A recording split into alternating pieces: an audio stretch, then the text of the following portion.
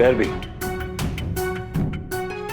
जी जी बांध रही हूँ हैदर, शुक्रिया याद दिलाने के लिए।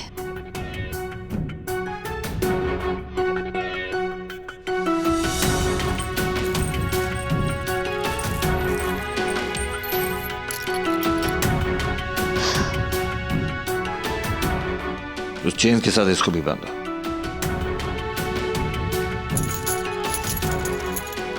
जितने जुल्म करने ना कर लो मुझ पर। जब शेरनी दलदल में फंसी होती है ना तो कौवे भी उसे चोंच मारते।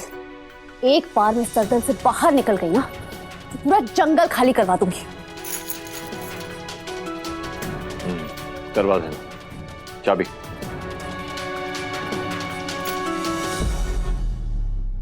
वैसे हैदर, मुझे लगा था कि आप सबसे अलग हैं,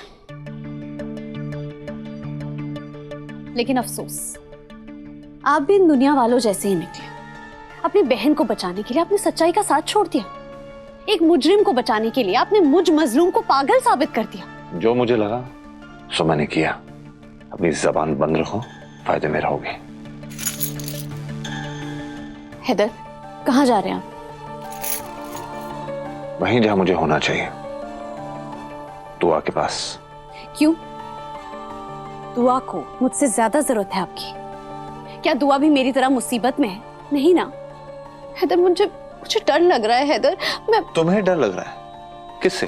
खुद से? क्योंकि इस शहर में तुमसे खतरनाक कोई नहीं है। तुम वो हैवान हो जो भूख की शिद्दत बढ़ने पर खुद को खा जाए।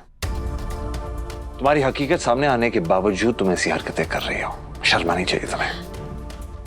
मैंने तुम्हें एक मौका दिया था यहाँ से दूर जाकर अपनी अलग दुनिया बसाने का, लेकिन तुमने मेरी पेशकश को कबूल नहीं किया। अब भुगतो। मुझे तो लगता है कि शायद खुदा भी ये नहीं चाहता कि तुम एक अच्छी जिंदगी बिताओ। तुम्हारी किस्मत में सिर्फ और सिर्फ बदकारी, बेइज्जती, रुसवाई लिखी है। वैसे ऐसे मुझे कहना नहीं चाहिए, लेकिन तुमने मुझे मजबूर कर दिया है खज़ान। क्योंकि तुम्हारी तकदीर में मैं तो क्या, तुम्हारे खुद के माँ बाप नहीं लिखे। बस कीजिए हैदर, बस कीजिए। मैं नहीं सुन सकती। तुम तन्हा थी और तन्हा ही रहोगी और तन्हा ही मरोगी। नहीं हैदर, हैदर कम से कम आप तो मुझे ऐसी बद्दुआ मत दीजिए। हैदर, हैदर मैं आपसे मोहब्बत करती हूँ। क्या कर रही हो तुम? छोड़ो मुझे। आप दुआ के पास मत जाइए हैदर। बस चिल्लाना बंद करो। तुम्हारी आवाज मेरे कानों में चुप रही है। तुम तो चुप होने से रही। लगता है मुझे ही लिहाजा तुम्हारा मुंह बंद करना पड़ेगा। हैदर, हैदर मेरी बात समझने की कोशिश तो कीजिए हैदर। हैदर आप ये क्या कर रहे हैं? चुप बैठ। ये आप क्या कर?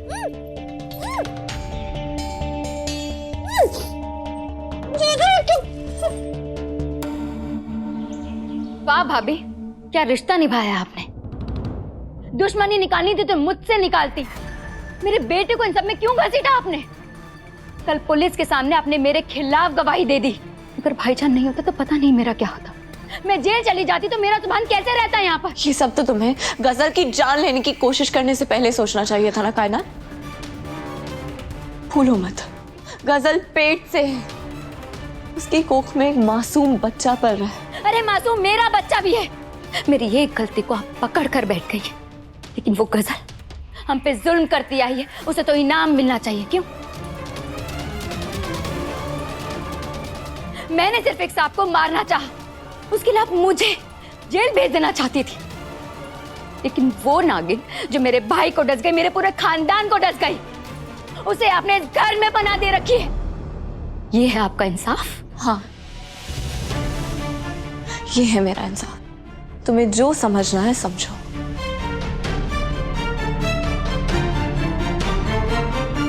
मैं कई बार बता चुकी हूँ, गजल की कोख में मेरा बच्चा वो बच्चा आपका नहीं है।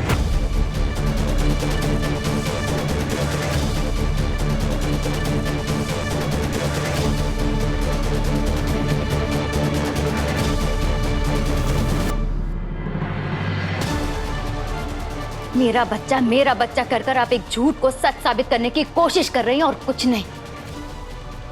आज अगर ये दुनिया मान भी ले, लेकिन कल को हॉस्पिटल में, म्युनिसिपैलिटी के रिकॉर्ड में और दुनिया की नजरों में भी उस बच्चे के नाम के साथ गजल का नाम लिखा जाएगा, आपका नहीं।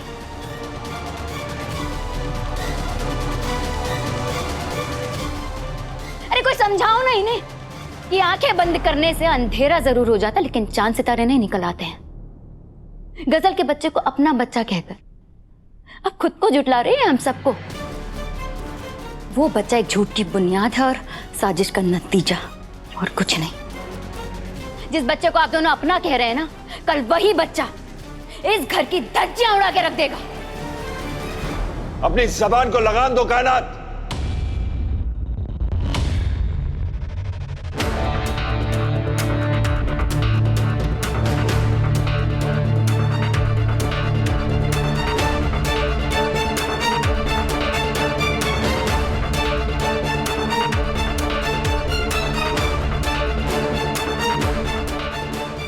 मुझे लगा था कि तुम्हें अपने रवैये पे पछतावा होगा कायनात,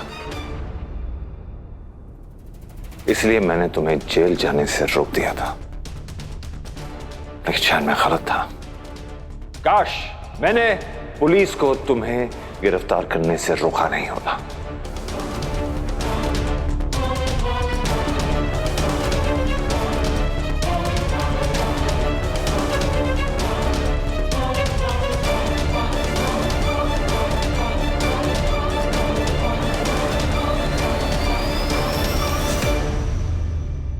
काश तुम जेल में सड़ रही होती।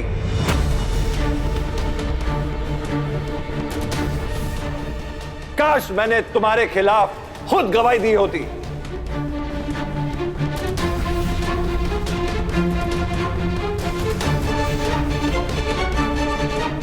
अगर मुझे यह पता होता ना तुम्हें समझाने से तुम्हारी हौसला अफजाई हो रही थी, यह कदम मैं कभी नहीं उठाता। जिस तरह तुम दुआ से बात कर रही हो ना, अगर तुम्हारी जगह कोई और होता कायनात, तो खुदा कसम में उसकी जबान खींच लेता।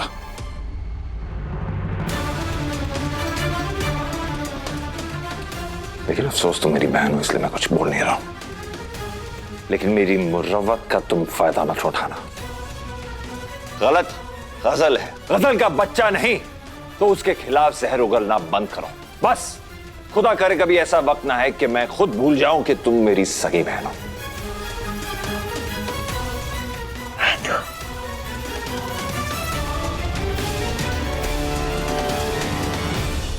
अगर सगी बहन मानते ना भाईजान, तो मेरी बात को जरा गौर से सुनते आप कि मैं दुश्मन को सिर्फ इस घर से दूर रखने की बात पर गौर कर रही हूं।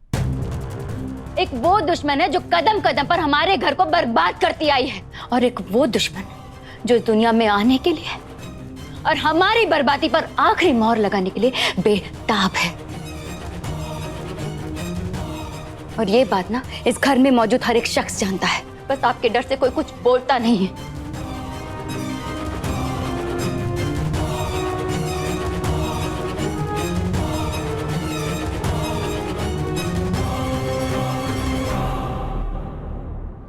अगर सच बोलने से मैं बुरी बनती हूं तो बुरी ही सही, मुझे उससे फर्क नहीं पड़ता। लेकिन आप तो सच के रास्ते पर चलते हैं ना।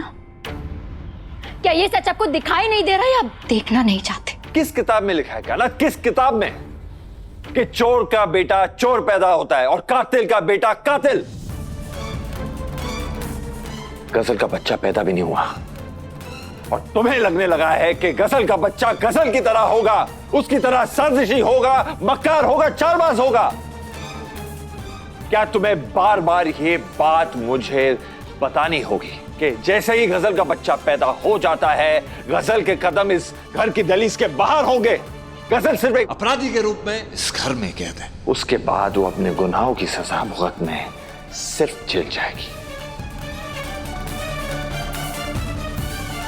और गजल का बच्चा, उसकी परवरिश तो हम दोनों करेंगे ना। क्या तुम्हें लगता है कि हमारी परवरिश में कोई खोट हो सकती है? और बार बार गजल का नाम लेकर तुम हमसे लड़ती रहती हो, क्यों? और एक बात मैं आप सबके सामने बोलना चाहता हूं, अगर मेरे और दुआ के फैसले से किसी को भी रजामंदी नहीं है, एतराज है, तो वो एक घर छोड़ के जा सकता है।